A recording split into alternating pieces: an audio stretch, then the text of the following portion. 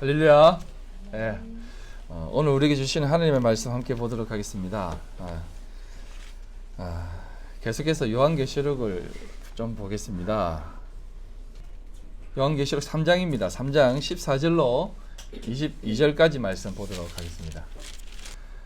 라오디게아 교회의 사자에게 편지하노라. 아멘이시여 충성되고 참된 증인이시여 하나님의 창조의 근본이신 이가 이르시되 내가 네 행위를 아노니 내가 차지도 아니하고 뜨겁지도 아니하도다.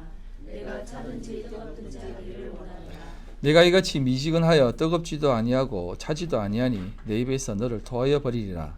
내가 말하기를 나는 부자라 부요하여 부족한 것이 없다 하나 내 공고한 것과 가련한 것과 가난한 것과 굶은 것과 벌거벗은 것을 알지 못하노라. 내가 너를 권하노니 내게서 불로 연다는 금을 사서 부요하게 하고 흰옷을 사서 입어 벌거벗은 수치를 보이지 않게 하고 안약을 사서 눈에 발라 보게 하라. 너희 내가 사랑하는 자를 참아야 중요하니 그러므로 내가 열심히 내라 회개하라. 볼지어다 내가 문 밖에 서서 두드리노니 누구든지 내 음성을 듣고 문을 열면 내가 그에게로 들어가 그와 더불어 먹고 그는 나로 더불어 먹으리라. 이기는 그에게는 내가 보좌에 함께하리라. 주기를 내가 이가 이기고 아버지의 자한 자기를 같이 하리라. 함께 읽겠습니다. 귀 있는 자는 성령이 교회들에게 하시는 말씀을 들을지어다. 아멘. 오늘은 요한계시록 강의 6번째입니다. 교회를 향한 하나님의 의지 두 번째 시간으로 말씀을 드리도록 하겠습니다. 오늘은 좀 세부적으로 교회를 향한 하나님의 의지를 좀 보도록 하겠는데요. 할 얘기가 많은데 조금 축약해서 했기 때문에 잘 들어보시기를 바랍니다. 에베소 교회, 서머나 교회, 버가모 교회, 도아디라 교회, 사대 교회, 빌라델비아 교회, 라오디게아 교회 7교회를 외우는 방법이 있어요. 예. 에서버, 두사디라, 두사빌라.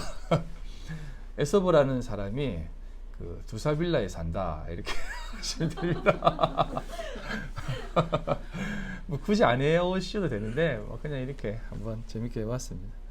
그런데 이 7교회에게 하신 각각의 말씀은 사실상 우리에게 주어진 많은 문제들과 연약함과 그 이단적 요소들을 담고 있는 부분이라는 것을 꼭 기억하시고 이 말씀을 들어주셨으면 좋겠습니다. 하나하나 세심히 또 세세히 살펴보면 좋겠지만 굳이 그럴 필요는 없습니다. 왜냐하면 성경을 읽어보면 웬만한 부분은 다 알 수 있습니다. 표면적으로 읽으면 잘 모를 수 있지만 여러분들이 그동안 들어왔던 내용들을 잘 되새겨보고 보시면 이 교회를 향한 하나님의 마음이 어떻는가에 대해서도 충분히 알 수 있습니다. 저는 오늘 이 부분에 대해서 다시 한번 여러분들과 함께 나누면서 조금 더 깊이 있게 또 임팩트하게 좀 말씀을 전하려고 합니다. 요한계시록 2장과 3장에 소개된 아시아의 7교회는 사도 요한이 이 글을 쓰고 있을 당시 존재하고 있던 지역교회입니다. 로컬 교회예요. 이 교회가 그 지역에 있었습니다. 그리고 다른 교회도 역시 있었습니다. 보시면 다음 엔터를 한번 쳐주시겠습니까? 보시면 알겠지만 데살로니가 교회도 있었고요. 빌립보 교회도 있었고 고린도 교회도 있었습니다. 다 있었어요. 다 있었는데 굳이 이 7교회를 선택해서 말하는 것은 대표성을 가지고 얘기하는 의미가 있는 것이에요. 그래서 이렇게 대표성을 가지고 상징성을 가지고 있었기 때문에 이렇게 7교회를 딱 들어서 얘기를 하는 것입니다. 7이라고 하는 숫자는 완전한 숫자거든요. 하나님의 숫자입니다. 7교회, 7인 뒤에서 다음에 한 번 더 살펴보겠지만 이 7만 잘 이해해도 요한계시록을 다 이해할 수 있다고 해도 과언은 아닙니다. 아무튼 그러한 어떤 대표성을 가지고 이렇게 얘기한다라는 것들은 모든 신학자들도 동의하는 부분입니다. 이런 의미에서 살필 때 요한계시록 2장과 3장에 기록된 말씀들을 1차적으로 보면 역사적으로 존재했던 7교회가 가지고 있던 구체적인 문제들을 해결하기 위해 주신 말씀이지만 궁극적으로는 모든 역사 속에 등장할 모든 교회들에게 주신 권면이요 책망이고 칭찬의 말씀이라고 볼 수 있는 것입니다. 종말을 연구하는 학자들 사이에 이 아시아의 7교회가 오순절 마가의 다락방에서 시작되었다가 예수님 다시 오실 때에 이 땅에서 사라질 모든 교회들을 대표한다는 데는 이견이 없지만, 구체적으로 7교회, 한 교회 한 교회들이 대표하고 있는 것들이 무엇인지에 대해서는 조금의 차이는 있지만 모두가 이렇게 통상적으로 얘기하는 것들이 있습니다. 그 부분들을 먼저 조금 더 얘기하고 함께 이렇게 보도록 하겠습니다. 7교회를 시대마다 등장할 교회의 모습으로 주장하는 학자들은 이렇게 얘기합니다. 에베소 서머나 교회는 초대교회의 모습을, 그리고 버가모 두아디라 사대 교회는 중세 교회를, 빌라델비아 라우디게아 교회는 종말의 때 나타날 교회의 모습으로 봅니다. 그런 의미에서 보면 2장 3장에 소개된 교회의 모습을 하나하나씩 살펴보면 이런 의견도 어느 정도 공감이 되어지고, 또 이렇게 보면 조금 더 이 7교회에 대한 해석에 대해서도 조금 더 이렇게 명확하게 볼 수 있습니다. 조금 더 설명을 하면 그 패턴들이 있는데요. 먼저 그 교회를 향한 하나님의 어떤 얘기들이 있습니다. 에베소 교회에게는 처음 사랑을 잃어버린 교회로 소개하고 있고요. 서머나 교회는 목숨을 걸고 모진 박해를 견뎌내야 했던 교회가 있고요. 그 다음에 버가모 교회는 잘못된 교훈을 받아 그 가르침으로 걸림돌이 되게 한 행위에 대한 회개를 요구하는 교회이고요. 두아디라 교회는 자칭 선지자라는 여자 이세벨을 용납하고 그 가르침을 따라 한 교회라고 얘기하고 있고요.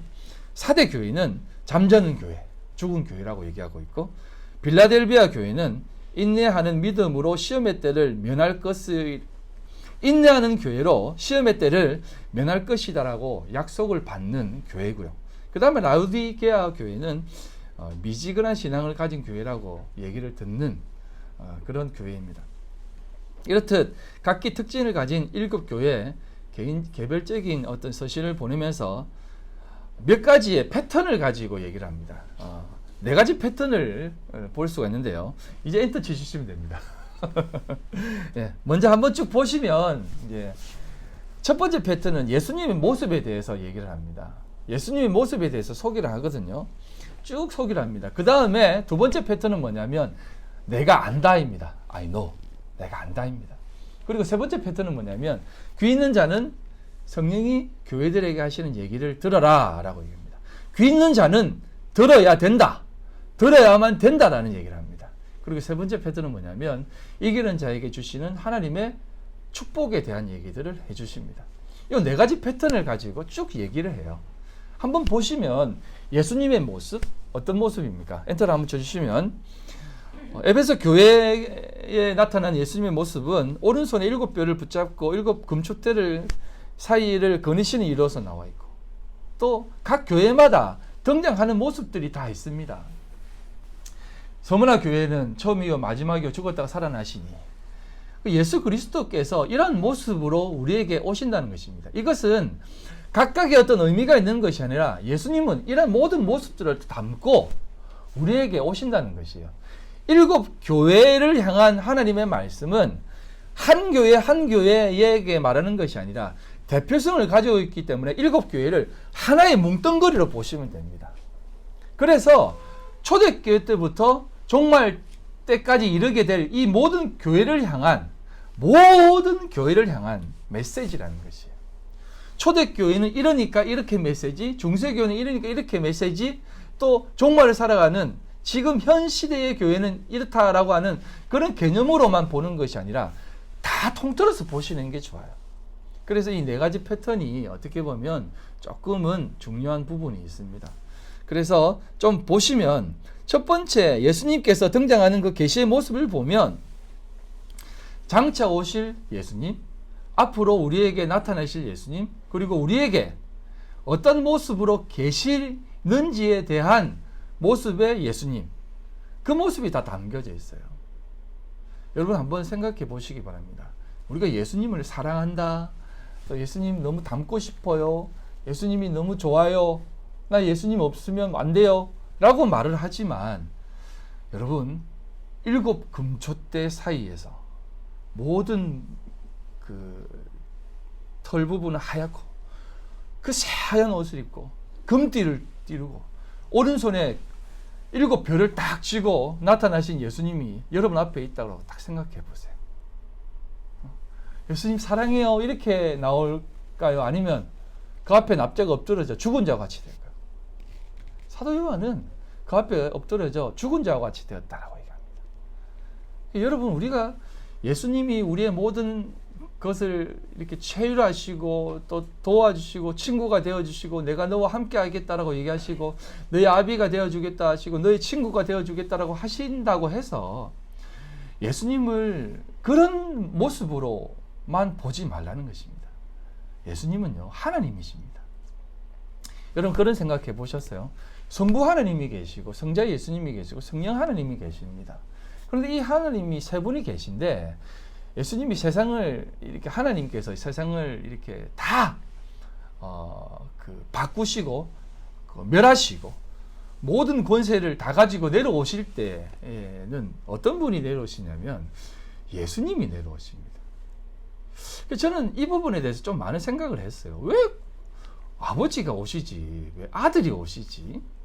왜 아버지 하나님이 내려오시지 않고 왜 예수님이 내려오실까라는 생각을 해보았는데 저는 그런 생각이 들더라고요. 아, 하나님은 정말 우리가 정말 바라볼 수도 없는 분이시구나. 바라보는 순간 내가 아무리 정결한 존재여도 피조물인 우리들은 그냥 눈이 버려버리는구나. 그냥 그 앞에서는 그냥 사라져버리는 존재구나. 그래서 육신의 몸을 입으신 예수 그리스도, 모든 것을 가지시고 권위를 부여받으시고 하나님의 그 권위를 부여받으신 예수님이 우리를 위해서 오셨구나 라는 생각을 해보았습니다. 여러분, 예수님께서 이렇게 우리 앞에 나타나시는 그 예수님의 모습을 가지고 나타나시는 것은 다 전부 다 우리를 위해서 그렇게 가지시는 것이에요. 여러분, 7 금초대 사이에서 그 거룩한 모습으로 딱 나타나시는 모습을 한번 생각해 보십시오. 나중에 뒤에서는 정말 어린 양으로도 오시고 또 그 모든 것들을 가지고 내려오시는 것은 다 우리 인간 수준의 생각으로 내려오신다는 것입니다. 이것은 너무나 감사한 일이에요. 너무나 귀한 일이고 우리가 그 모습 하나만으로도 내가 하나님이 어떤 분이시구나를 아셔야 되는 것이에요.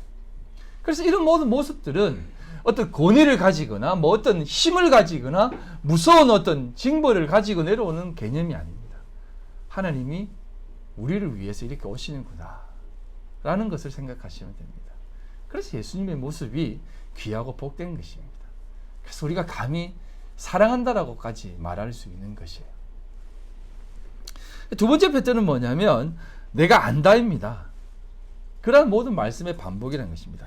자, 내 행위와 수고와 내 인내를 안다? 내 환난과 궁핍을 안다? 라고 하십니다. 교회들마다 겪고 있는 고통과 수고와 인내와 환난을 다 아신다는 것입니다. 저들이 남모르게 행한 모든 선행도 교회가 그 모든 마음을 가지고 행했던 여러분 한 사람 한 사람이 믿음을 가지고 살아왔던 그 모든 삶과 모습을 예수님은 다 안다라는 것입니다. 여자분들은 그런 것들을 알 수도 있지만 요즘 이런 발언을 해도 조금 남녀 차별이라고 하는데 남자들은 좀 그런 게 있거든요. 자신을 알아주는 사람을 위해서는 목숨까지 바칩니다. 자신을 알아주면 어떤 수고도 감수할 수 있습니다. 그리고 그 사람이 위치가 높으면 높은 사람일수록 그 높은 사람이 낮은 나를 알아준다고 했을 때는 정말 목숨을 걸고 그 일을 행해 됩니다. 그런데 몰라주는 순간 돌아서 버린다는 것입니다. 그런 것과 마찬가지예요. 우리 주님이 우리의 모든 행위를 아신다는 겁니다. 우리가 이 땅에서 어떤 삶을 살고 있으며 이 땅에서 어떤 수고를 하고 있으며 어떤 삶으로 걸어가고 있는지에 대해서도 하나님은 다 아신다는 것입니다. 모든 것을 다 아시는 하나님께서 우리의 삶을 나중에 다 우리의 삶의 모든 순간순간 다 아시고 갚아주신다는 것이에요. 내가 안다입니다. 불꽃 같은 눈으로 바라보시면서 그 모든 것들을 기억하고 아신다는 것입니다.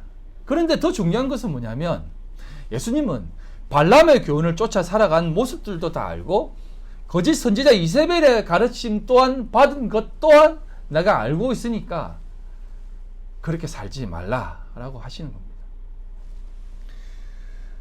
늘 하나님께서는 우리에게 이런 모습을 얘기하시면서 교회 안에도 올바로 살아가는 사람이 있고 올바로 살아가지 못하는 사람들이 있다는 것 또한 다 아신다는 겁니다. 믿음으로 믿음을 지키고 살아가는 사람들과 믿음을 지키지 않고 발람의 교훈을 쫓아 살아가는 사람들까지도 다 아신다는 것입니다. 이걸 예수님은 알곡과 가라지의 비유로 말씀하지 않습니까? 마태복음 13장 24절로 30절에 나와 있습니다.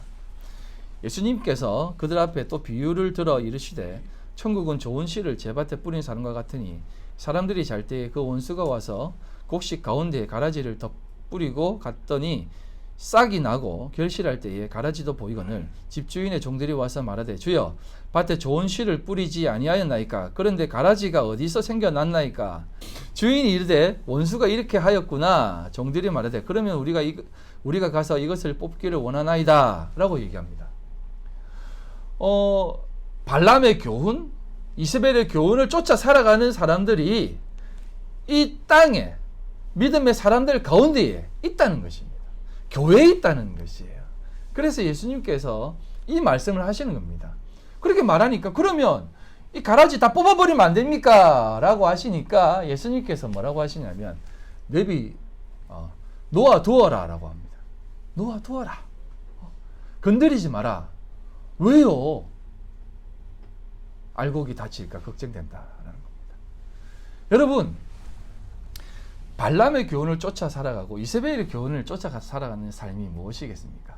발람은 사람을 쫓아 살아가는 교훈이에요.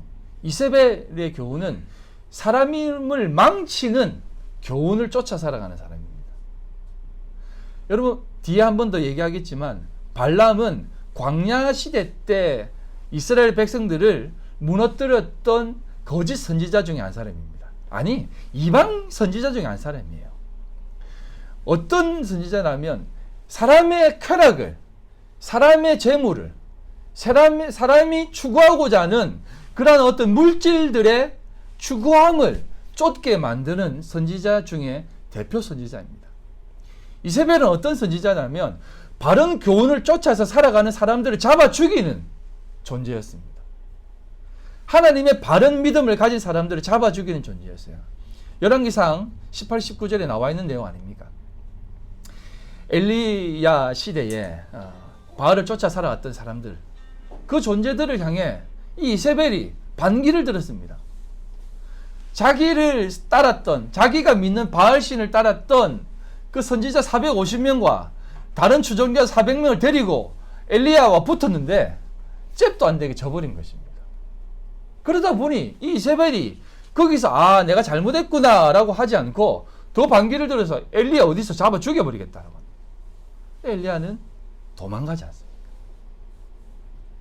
여러분, 한 번 이긴 것으로 절대 끝나지 않습니다.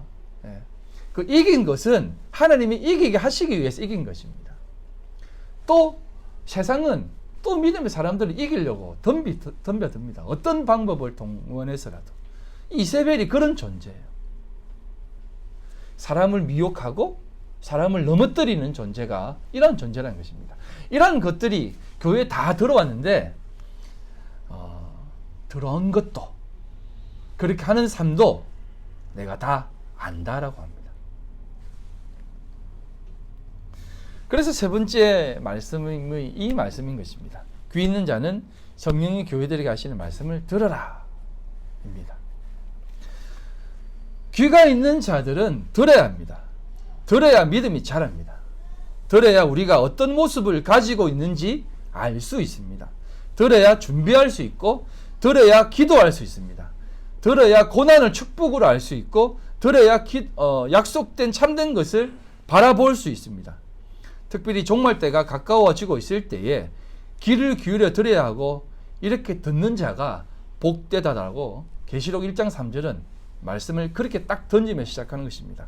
이 연의 말씀을 읽는 자와 듣는 자와 그 가운데 기록한 것을 지키는 자는 복이 있나니 때가 가까움이라 라고 말씀하시는 겁니다. 공생의 기간 동안 예수님도 종종 설교가 끝날 무렵에는 들을 귀 있는 자는 들어라 라고 말씀하시면서 설교를 마무리하십니다. 들을 귀 있는 자는 들으라는 것입니다. 아무리 좋은 말씀을 전해 주셔도 듣지 않는 자들에게는 그 말씀이 유익할 수 없기 때문입니다. 이처럼 공생의 기간 동안에 예수님께서 직접 말씀해 주셨고 또 오늘날 초대교회 시대를 교회 시대를 살아가는 성도들에게도 성령을 통해 주시는 말씀, 그 말씀이 있다는 겁니다. 이 말씀을 듣고 살아가야 된다라고 말씀하시고 있습니다. 참 조심스러운 말씀이고 잘 생각해 보아야 될 내용인데요. 저희 딸이 이제 한국에 가서 큰 선교 단체에 가입을 했습니다. 정말 열심히 일하는 단체입니다. 그 단체에서 이제 이번 겨울 방학에 또 수련회를 하지 않습니까? 그래서 이제 저희 딸이 이제 거기에 이제 순장이 되었습니다. 순장되는 코스를 어쩔 수 없이 들어갔대요. 그래서 자꾸 들으래가지고 아빠 해야 되나 말아야 되나 해봐라. 또 해서 또 그런 것도 배워봐야 된다. 그래야지 참된 것도 바라볼 수 있다. 라고 하니까 알았다. 알겠어요 아빠. 내가 공부할게요. 그래서 공부하면서 늘 부딪히는 겁니다. 아빠가 가르친 거하고 좀 다른 것 같은데 괜찮다. 그런 것도 배워봐야 된다. 그렇게 얘기하니까 아무튼 잘 배우다가 이번에 이제 그 수련회를 시작했습니다. 영상 수련회를 했죠. 근데 그 영상 수련회에 이제 여러 가지 이제 강의 컨텐츠들을 쫙 올렸는데 아빠 강의 제목에 대해서 이런 게 있어. 그래서 이제 어떤 것을 들을까라고 물었습니다. 그래서 어떤 것이 있는데 한번 말해봐라 라고 하니까 뭐 하나님의 뭐 음성을 듣는 법이라든지 또 뭐 어떻게 신앙생활 하는지 쭉 있는데 하나가 더 있었습니다. 그게 뭐냐면 기도하지 않으면 죽는다. 기도에 대한 강의겠죠. 기도하지 않으면 죽는다. 이런 제목도 있어 아빠. 그래서 제가 뭐라고 했겠습니까?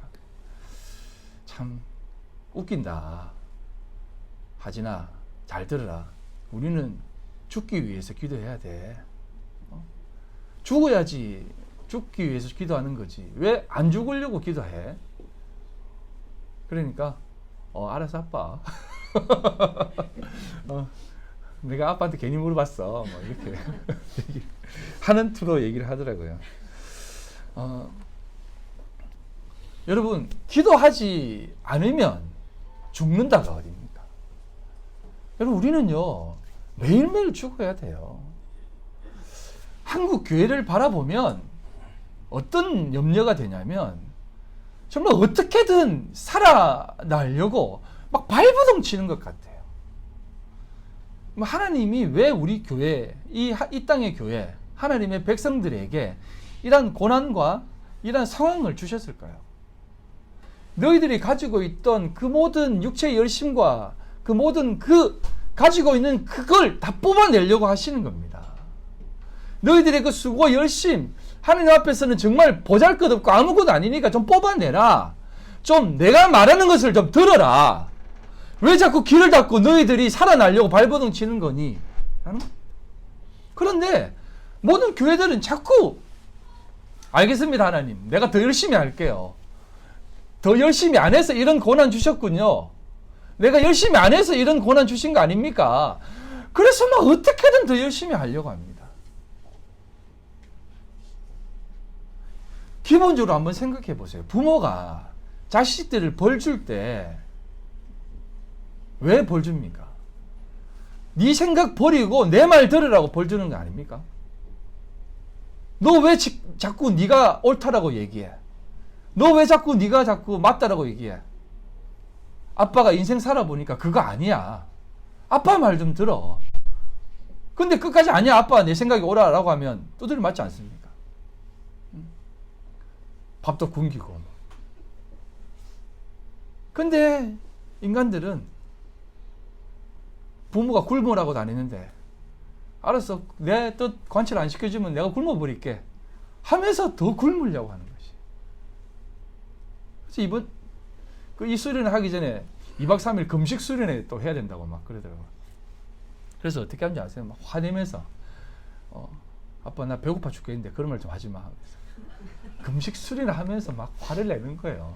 그거 왜 하는 거예요? 그런 거 왜? 왜 하니? 하나님이 너한테 굶으라고 했니? 왜 그런 걸 하니? 몰래 먹어. 안 돼. 하나님 앞에 벌 받을 것 같아. 알았다. 그럼 먹지 마라. 그래. 그렇게 한번 해봐라. 또 그것도 경험이지. 우리 다 해봤지 않습니까? 우리 다 금식 수련회 하고 뭐 2박 3일 성경 통독 하면서 막 밤잠 새워가면서 성경 통독도 했지 않습니까? 네.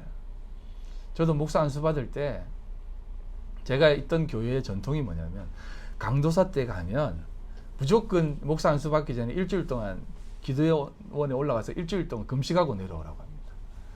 그래서 이제 저한테도 이제 그 명령이 떨어졌습니다. 담임 목사님이 손 강도사님 올라가서 금식 수련회 하고 오십시오.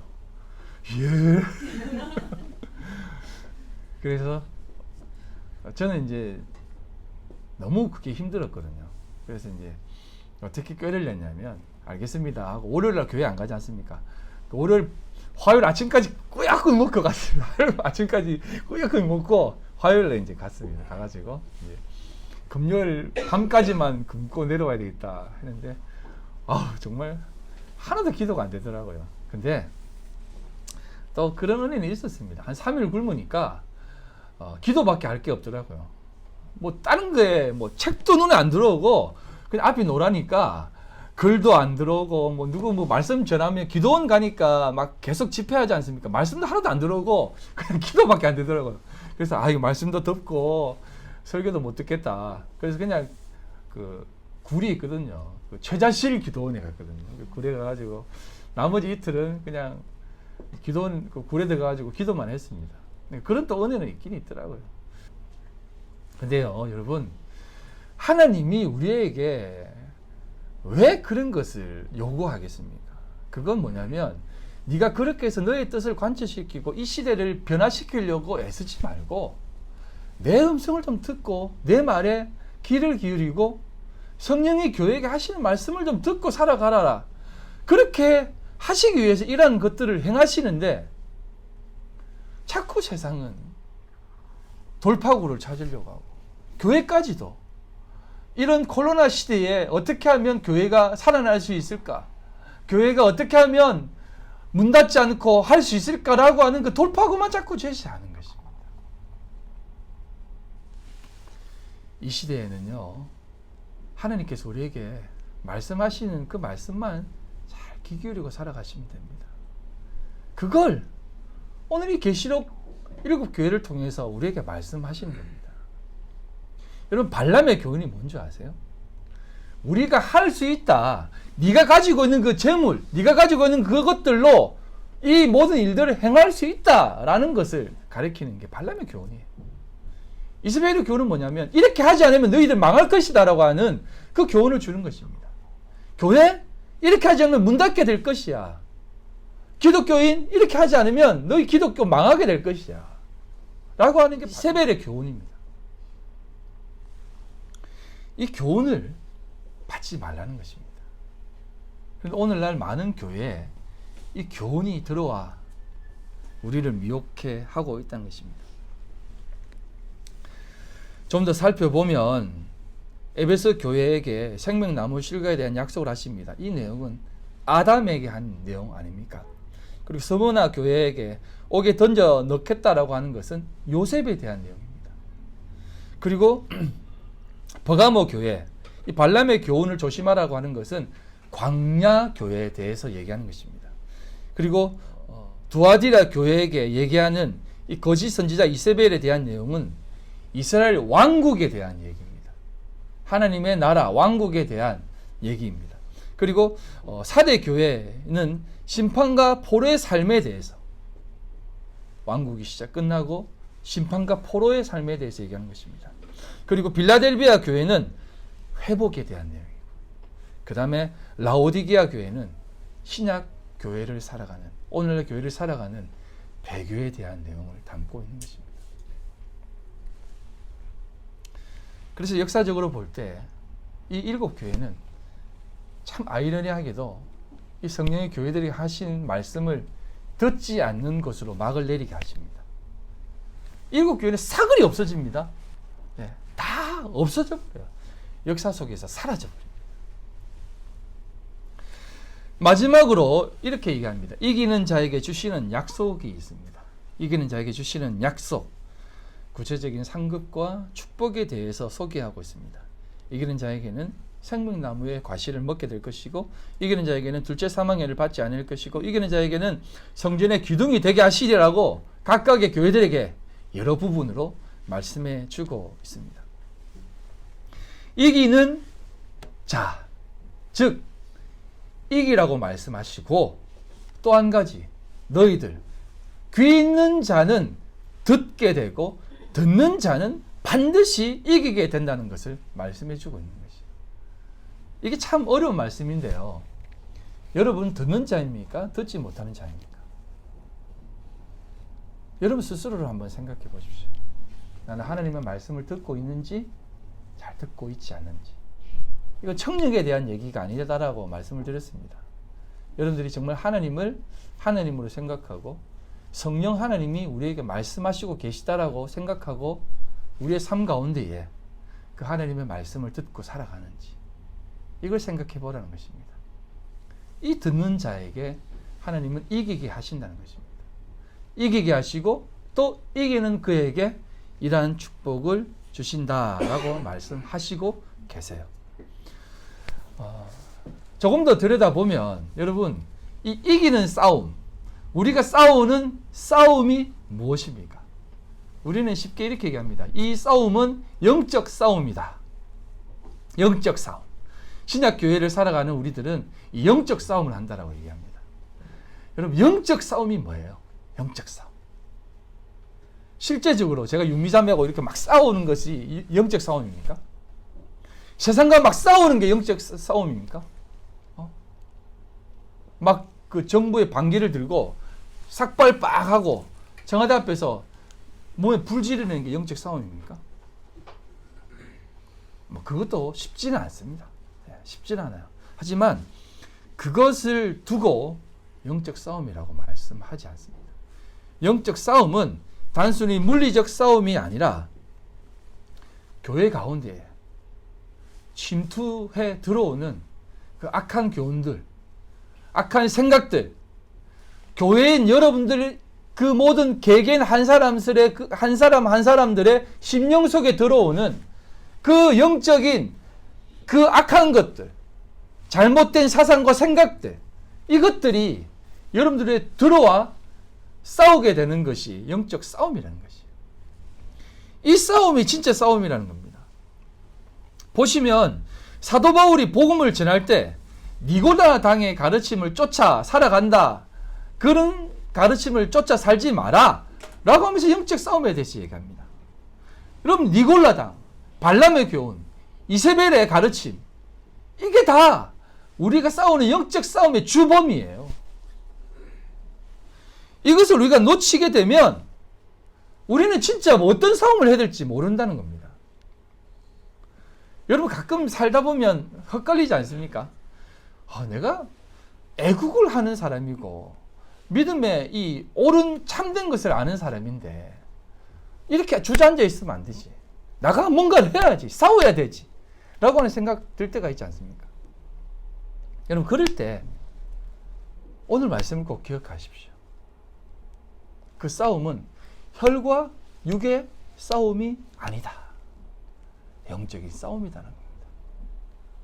하나님이 다 아세요. 하나님이 다 알고 이 세상을 바라보시고 계십니다. 그걸 안다면 그 싸움은 우리 속에서 일어나는 겁니다. 야, 몰라. 네가 나가서 싸워야지만 하나님이 일해 주셔. 이게 뭐라고 하면 하나님 100%, 내가 100%. 나도 뭔가를 해야지 하나님이 도와주시지. 네가 하나도 안 하는데 하나님이 도와주시겠느냐? 라고 하는 얘기예요. 근데 결국 우리가 하는 게 뭡니까? 우리가 하는 게 뭐예요? 결국은 세상의 방법을 동원하는 것밖에 더 있습니까? 세상의 힘의 논리? 세상의 그 능력의 차원 가운데 살아가는 모습? 그게 바로 바벨론이에요. 바벨론. 바벨이 뭔지 아세요? 혼돈, 섞임이라는 겁니다. 발람의 교훈, 이세벨의 가르침이 우리 속에 들어와서 섞여버리는 겁니다. 하나님을 섬기는지 세상을 섬기는지 모를 정도로 섞여버려가지고 우리도 바벨탑을 자꾸 쌓아 올리려는 것이에요. 여러분, 바벨탑을 쌓은 그 옛날 사람들의 모습이 나쁜 거예요? 우리 높은 탑 쌓아서 흩어진 면하고 좋은 나라 만들어서 우리 하나님을 잘 섬겨보자, 이렇게 한 것이에요. 그런데 그곳에 무엇이 들어왔겠습니까? 그렇게 되면 너희들 하나님 나를 의지하지 않는다. 그런 삶은 나를 의지하는 삶이 아니야. 너희들이 추구하고 세워놓고 만들어 놓은 것을 의지하지 나를 전적으로 의지할 수 없어. 그러니 그런 생각 버려 하면서 흩어버리신 겁니다. 여러분, 기독교는 뭉쳐서 심의 논리로 살아가는 게 아니에요. 여러분 각자 한 사람 한 사람이 여러분들이 속해 있는 그곳에서 하나님의 그 사랑의 빛을, 복된 빛을, 말씀의 빛, 하나님의 그 능력의 빛, 예수 그리스도가 살아오셨던 그 빛, 그 빛을 드러내는 것입니다. 예수님이 다 그렇게 사셨잖아요. 이 땅에 오셔서 예수님이 어떻게 살아가셨습니까? 수많은 시험을 받았지 않습니까? 3가지 시험, 먹을 거, 명예, 물질 다 받았지 않습니까? 나는 이것 때문에 온 것이 아니다. 주 내 하나님을 시험하지 말라. 난 하나님만 믿고 나아간다. 하나님이 나를 바라보시고 하나님이 하시라는 일만 나는 바라보며 살 거다 라고 말씀하시지 않습니까? 그래서 주님은 털 깎는 자 앞에서 잠잠한 어린 양같이 그렇게 세상에 놓여져서 그렇게 죽임을 당하신 것입니다. 근데 그걸 하나님은 하나님께 영광을 올려드렸다라고 얘기합니다. 모든 영광 가운데 가장 큰 영광이다라고 말씀하시는 것이에요. 왜? 내가 다 알고 있기 때문에. 네가 진짜 나의 싸움을 하고 왔구나. 네 싸움이 아닌 나의 싸움을 하고 왔구나 라고 우리에게 가르쳐 주시는 겁니다. 여러분, 나의 싸움과 네 싸움이 뭔지 아세요? 이게 이제 어떤 내용이냐면 하박국 선지자가 깨달은 내용입니다. 하박국 선지자가 하나님께 뭐라고 따지고 드냐면 1절부터 4절입니다. 여러분 눈을 한번 쭉 읽어보십시오. 이게 어떤 내용이냐면, 하나님, 이게 말이 됩니까? 어떻게 할례받지 못한 자들이 믿음의 백성들을 짓밟습니까? 어떻게 이들이 우리를 공격합니까? 하나님, 이건 아니지 않습니까? 라는 내용이에요. 이는 악인이 의인을 에워쌌으며 정의가 굽게 행하여 지민이다 라고 얘기합니다. 하나님, 지금 하나님의 행위는 정의롭지 못합니다. 어떻게 정의가 이 땅에 떨어지듯이 이렇게 보고 계십니까? 라고 하시는 것이죠. 하박국은 자신이 열심을 내고 있는 겁니다. 내가 더 정의로우니까 하나님, 내가 할게요. 나한테 사명 주세요. 나한테 능력 주세요. 내가 해볼 테니까 나만 믿고 하나님 따라오십시오. 이거하고 뭐가 다릅니까?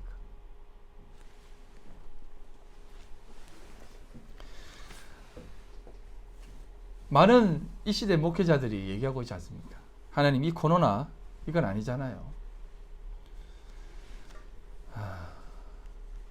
조금만 더 깊이 들여다보면 이것을 통해서 우리는요, 정말 이 세상의 노예가 되어져 가고 있는 것 같습니다. 하나님께서 우리에게 이 모든 사태를 통해서 하나님의 마음을 깨닫기를 바라고, 네가 가지고 있는 모든 생각들을 뽑아내어서 나를 좀 믿고 살기를 바라시는데, 하나님은 그것을 우리에게 바라시고 원하시는데 우리 인간들은 늘 하박국과 같은 모습을 늘 가지고 있다는 것입니다. 그때 하나님께서 이렇게 말씀합니다. 하나님께서 그에게 바벨론의 교만함과 거만함을 지적하시면서 그들의 바벨과 같은 힘의 사상, 세상에 혼돈을 야기시키는 그 힘의 사상, 그 혼돈으로 자신들의 이익과 자신들이 추구하는 것을 이루려고 하는 그 사람들을 이용하고 사용하는 그런 심의 사상을 지적하시면서 하나님은 그들에게 이렇게 얘기합니다. 너희들이 얼마나 많은 민족들의 피를 흘렸는지 알지 않느냐? 그들의 후손들이 너희들을 칠 것이다 라고 말씀합니다. 이 말이 무슨 말이냐면 하나님께서 하박국이 바벨론에 대해서 그러한 상황에 대해서 따지니까 내가 다 안다. 그들이 어떤 민족인지도 다 알고 내가 다 아니까 내가 좀 설명해 줄게. 그들이 이렇게 나쁜 짓을 했고 이렇게 못된 짓을 했는데 내가 그들을 어떻게 벌할 거냐면 그들의 후손들, 짓밟히고 핍박받았던 그들의 후손들이 일어나가지고 그들을 멸망시킬 거니까 걱정하지 마라. 그러니까 너희들도 바벨론에게 멸망받아라 라고 얘기하시는 것이죠. 그게 이 말씀인 것입니다. 세번역 성경을 보시면 좀 더 쉽습니다. 내가 내 백성들을 잡아다가 부렸지만 그들이 애써 한 일이 다 헛수고가 되고 그들이 세운 것이 다 불타 없어질 것이니 바벨론이 이렇게 없어질 것이라는 것입니다. 이것이 바로 나 만군의 주가 하는 일이 아니겠느냐. 내가 그렇게 하지 않겠느냐. 그러니까 너희들을 멸망시키는 것도 너희들을 그렇게 짓밟는 것도 이스라엘 민족들을 짓밟는 것도 내가 다 하는 것이다 라고 하니까 하박국이 뭐라고 하는지 아십니까? 물이 바다 덮음같이 여호와의 영광을 인정하는 것이 세상에 가득합니다 라고 얘기하면서 우리가 늘 얘기하는 또 늘 찬양하는 이 찬양의 가사의 내용이 등장하는 겁니다. 한번 보십시오. 바로 등장하는 겁니다.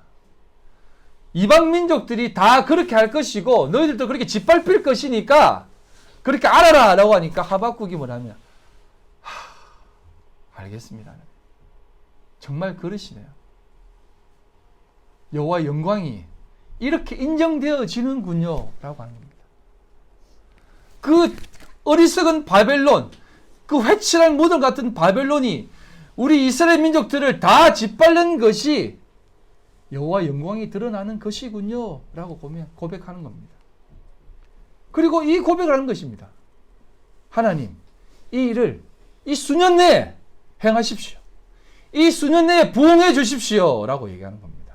이 부흥이라고 하는 하야라고 하는 이 단어가 어떤 뜻이 담겨져 있냐면 살려낸다는 것입니다. 빨리 살려내 주십시오라는 그 말의 의미가 무엇입니까? 빨리 죽여 주십시오라는 겁니다. 네, 맞습니다. 하나님. 정의가 이렇게 실현되어지는 것이 아니군요. 우리 이스라엘 백성들 빨리 죽여 주십시오. 그래야 빨리 살아납니다. 근데 이 고백을 하면서 그냥 당당하게 말을 한 것이 아니라 내 창자가 덜덜덜 떨립니다. 하나님. 내 마음이 심장이 녹습니다. 하나님. 그러면서 이렇게 고백하는 것이에요. 우리가 늘 즐겁게 찬양. 이게요. 즐겁게 하는 찬양 같죠. 그 앞에 구절이 뭐냐면 내 창자가 떨립니다. 내 심장이 떨립니다. 그 상황을 하박국은 본 것이에요. 모아가 아무것도 열리지 않는 아무것도 없는 외양간에 소가 아무것도 없는 우리 민족은 완전히 다 엎어버려지는 그 상황을 보면서 하박국은 고백하는 겁니다. 이 이스라엘 민족이 다 멸망하고 다 죽어 없어지더라도 나는 여호와 하나님만으로만 기뻐하겠습니다. 이 일을 수년 내에 행하십시오 라고 말씀하시는 것이에요. 이런 자에게 하나님은 영광을 드러내시고 이기게 하신다는 겁니다. 시험이란 이런 시험입니다. 우리가 은혜의 시대를 살고 있습니다. 그렇지만 여러분 심령 속에 한 사람 한 사람에게 이런 시험이 계속 옵니다. 발람의 교훈이 계속 들어올 것입니다. 거짓 선지자 이세벨이 그 믿음의 선지자들을 공격했던 것처럼 여러분들을 계속해서 공격할 것이에요. 저는 예언 아닌 예언을 한번 해볼까요? 예. 이 코로나 시대가 이제 쑥 지나가고 나서 저는 그게 올 것 같습니다. 교회가 급속적으로 확 성장할 것 같아요. 예. 기독교가 정말 대형화될 것 같습니다. 발람의 교훈 확 들어올 것 같아요. 이스벨의 교훈 그거 겁내가지고 교회는 더 큰 힘을 키울 겁니다. 예. 세상의 힘과 맞서기 위해서 교회가 더 힘을 키우려고 더 덩치를 키울 거예요. 우리 목사님들은 제발 정치를 좀 안 했으면 좋겠는데 이런 후보 찍으라고 하고 저런 후보 찍으라고 자꾸 말씀하시니까 너무 염려와 걱정이 됩니다. 여러분, 그건 이스벨의 교훈을 받아들인 겁니다. 힘의 논리, 바벨의 힘의 논리를 받아들인 겁니다. 하나님은 한 번도 그렇게 우리에게 말씀하시지 않으세요. 여러분, 바벨 땅 흩어버리시고 딱 세우는 게 뭔지 아세요? 내 나라를 세우겠다 하시면서 아브라함 저 구석에서 우상 만들고 있던 아브라함 한 가족 불러내가지고 나라를 세워버립니다. 그게 하나님이세요. 하나님은 그렇게 우리에게 일하시는데 우리는 자꾸 바벨을 세우려고 하고 있다는 겁니다. 그런 자들은 다 없어집니다. 다 무너집니다. 이 초대교회 이 계시록에 나타난 7교회도 다 없어졌어요. 다 없어졌어요. 다 못 듣게 되었다는 겁니다. 그러면서 우리에게 던지는 말씀이 이것 아니겠습니까? 앞에서도 말씀을 드렸듯이 종말을 살아가는 교회의 대표로 빌라델비아 교회와 라오디게아 교회에 대한 얘기를 한다라고 말씀을 드렸습니다. 그 말씀을 보면 마지막 때에 칭찬받는 교회와 책망받는 교회 이렇게 나누어질 것이다라고 얘기하는데요. 빌라델비아 교회는 칭찬받는 교회입니다. 그리고 라오디게아는 교회는 책망받는 교회입니다. 여러분, 왜 책망을 받는다고 생각합니까? 왜 책망받는다고 생각합니까? 찹지도 덥지도 않는 것입니다. 이건 뭐냐면 하나님의 말씀을 붙잡지도 않고 붙잡으려고도 하지 않고 그냥 세상 가운데에서 세상이 이런 것이 힘이다 라고 얘기할 때 그냥 세상의 가르침을 따라 교회도 쭉쭉쭉쭉쭉쭉쭉쭉 가는 것이에요. 그런 가르침을 쫓아 살아가기 때문에 하나님께서 이렇게 라오디게아 교회에게 책망을 하시는 것입니다. 세상 가운데 살아가는 너희들은 그렇게 살지 말라는 겁니다. 그래서 17절에 이렇게 얘기합니다. 내가 말하기를 나는 부자라 부여하여 부족함이 없다라고 얘기합니다. 발람의 교훈을 완전히 받아먹은 교회라는 것이에요. 이제 우리가 부족한 것이 없다. 넉넉하다. 힘이 있다. 정치인들도 우리 교회에 와가지고 머리 조아려서 예배 한번 드려주고 간다. 여러분 선거 때 다 예배 드리고 가지 않습니까? 큰 교회 와가지고. 우리 교회는 절대 안 오더라고요. 우리 교회도 좀 오시면 되지. 부자라는 것입니다. 그런데 뭐라고 얘기합니까? 하나 내 곤고한 것과 가련한 것과 가난한 것과 눈먼 것과 벌거벗은 것을 알지 못하는도다 라고 얘기합니다. 귀가 깡 막혀서 모른다는 것입니다. 아무것도 보지 못하고 세상의 교훈만 쫓아 살아간다는 것이에요. 오늘날 교회 모습 아니겠습니까? 불신자들은 당연히 그렇게 살지만 오늘날 교회 모습이 이렇게 계속해서 부유해지려고만 하고 자신들이 힘만 키우려고 하고 가난함을 면하려고 살아가는 그런 모습으로 나아가지 않겠습니까? 그런 모습으로 나아가는 교회들을 향해 이렇게 얘기하는 것입니다. 그래서 제발 그렇게 하지 말고 18절의 말씀으로 나아가라는 것입니다. 18절 19절 내가 너를 권하노니 내게서 불로 연다는 금을 사서 내게서 주님에게서 부유하게 하고 흰옷을 사서 입어 벌거벗은 수치를 보이지 않게 하고 안약을 사서 눈에 발라 보게 하라. 무릇 내가 사랑하는 자를 책망하여 징계하노니 그러므로 내가 열심을 내라 회개하라 라고 말씀하시는 겁니다. 불로 연다는 금 예수 그리스도의 참된 가르침 아닙니까? 흰옷 그 복음의 예복 아닙니까?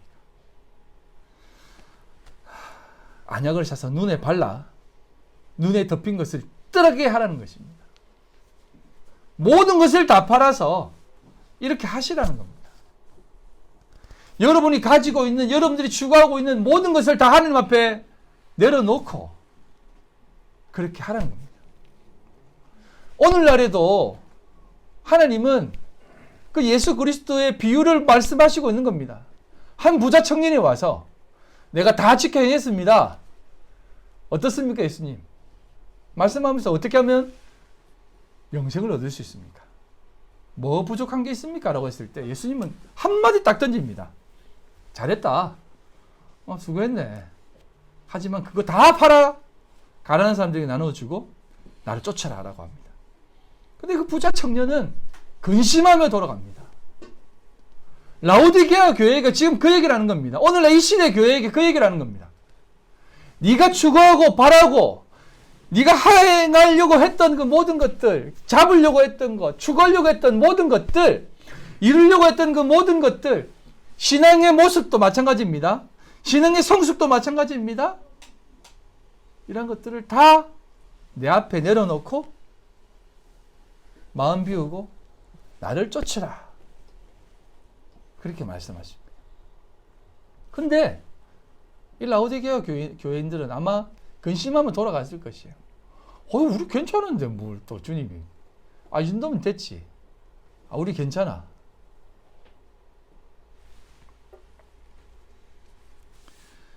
사랑하는 성도 여러분, 불로 연단한 금, 흰옷?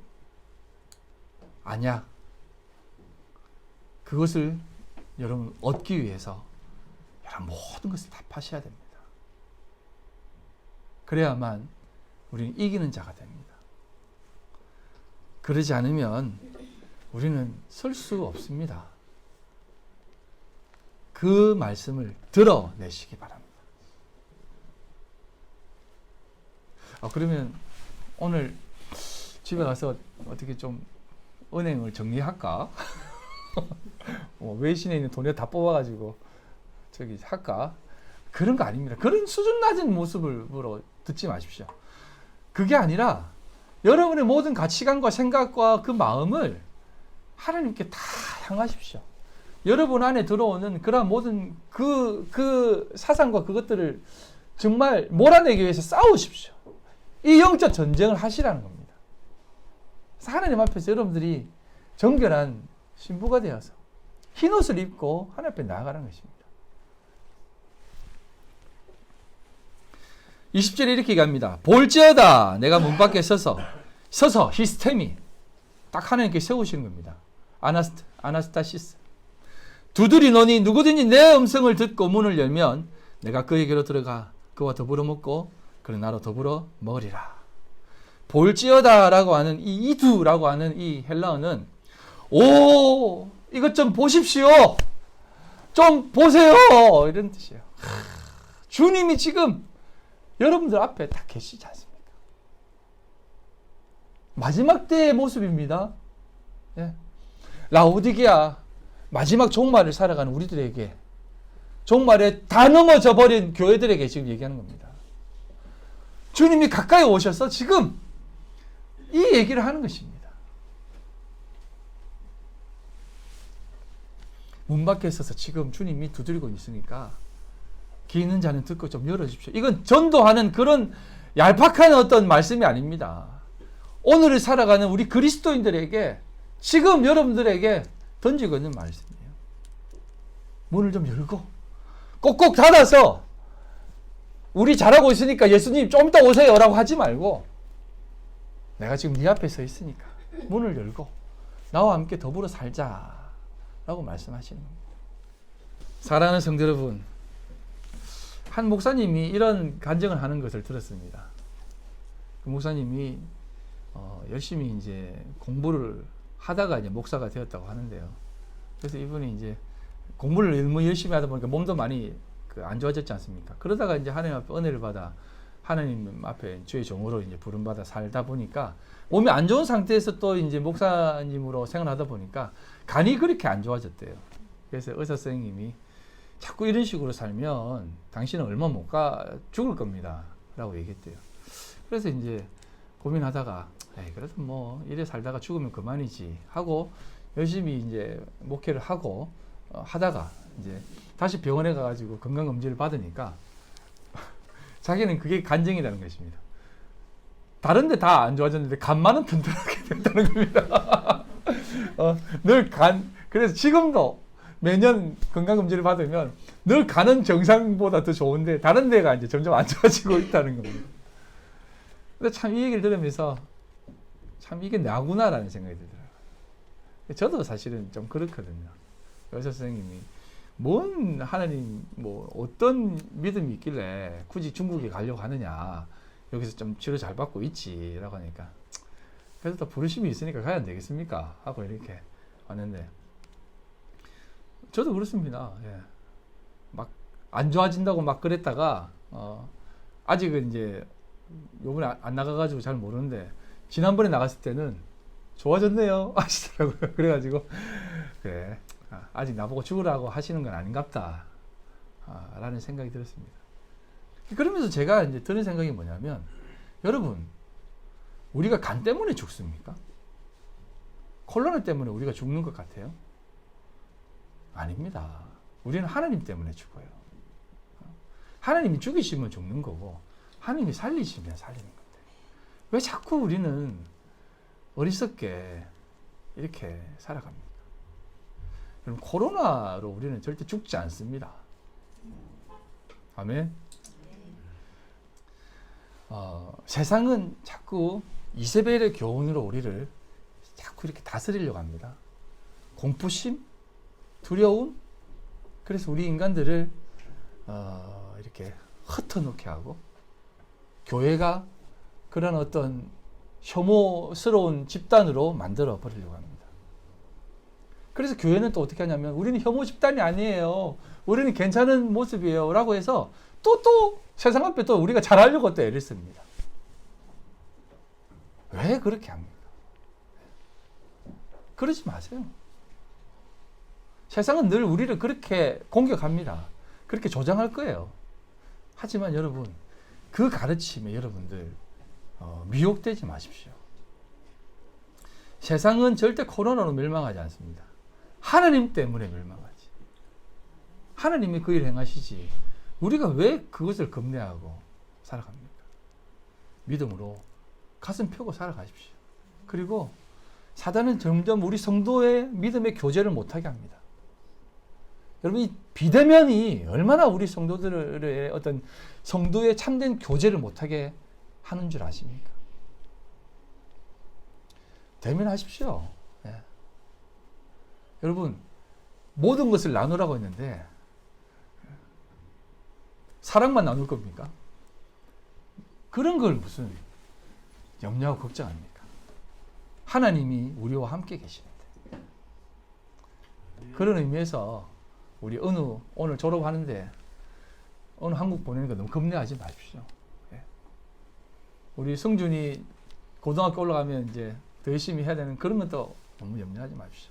하나님이 우리와 함께 하시고 지켜주시는데 무슨 염려할 게 있습니까? 늘 우리와 함께 하시는 그 하나님, 이기는 자에게 주시는 축복, 그것 바라보며 여러분 이기시면 됩니다. 세상은 늘 우리를 겁주지만 하나님 바라보며 믿음 행보를 걸어가십시오. 더 열심히 일하십시오. 더 열심히 수고하고 더 열심히 하나님 앞에 예배하고 더 열심히 기도하십시오. 그리고 더 열심히 하나님 앞에 많은 사람들을 만나 믿음의 교제를 나누십시오. 그리고 하나님이 이렇게 우리를 이끌어 주실 것이다 라고 하는 그 빛된 삶, 소금의 삶을 행하며 살아가십시오. 그 삶을 살 때 우리의 삶은 하늘의 별과 같이 빛나게 될 줄 믿습니다. 고마우신 하나님 아버지, 영광과 찬송을 올려드립니다.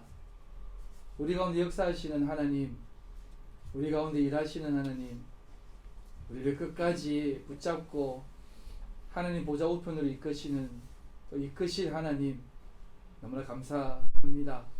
그 하나님 우리가 전적으로 의지하고 살게 하여 주시옵소서. 작년 한 해도 참 다사다난했지만 올 한 해도 쉽지 않을 줄 압니다. 그러나 하나님, 그 어떤 상황이 있을지라도 오직 주와 함께 평안한 가운데 살아갈 수 있도록 저희들 축복하여 주시옵소서. 하나님께서 기름 부어 주셔서 말씀 꼭 붙잡고 말씀 내 안에 새기며 살아가는 저희들 다 되게 하여 주시옵소서. 오늘도 주님 앞에 나올 때에 빈손 들고 나오지 않고 힘을 다해서 겸손히 또 아버지 하나님 여러 가지 모습으로 나아갑니다. 하나님 기뻐 받아 주시옵소서. 아버지 하나님, 오늘 특별히 또 졸업생 부모님이다라고 해서 또 식사 또 힘을 다해 섬기십니다. 아버지 하나님, 그 귀한 마음을 주님 기뻐 받아 주십시오. 또 아버지 하나님, 여러모로 하나님 앞에 쉽지 않은 상황이지만 하나님의 백성들을 사랑하고 교회를 사랑하고 하나님 나라의 확장을 위해서 드리는 손길을 주님께서 기름 부어 주셔서 아버지 하나님 만배로 갚아주시고 더욱더 은혜 내려 주시옵소서. 하나님 함께하여 주실 줄 믿사오니 정말 우리가 더욱더 하나님 앞에 힘있게 나아갈 수 있도록 주님 함께하여 주시옵소서.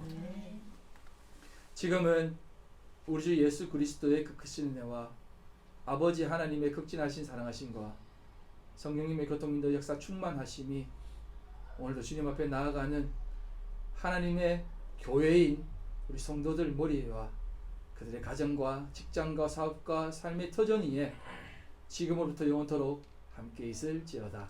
아멘.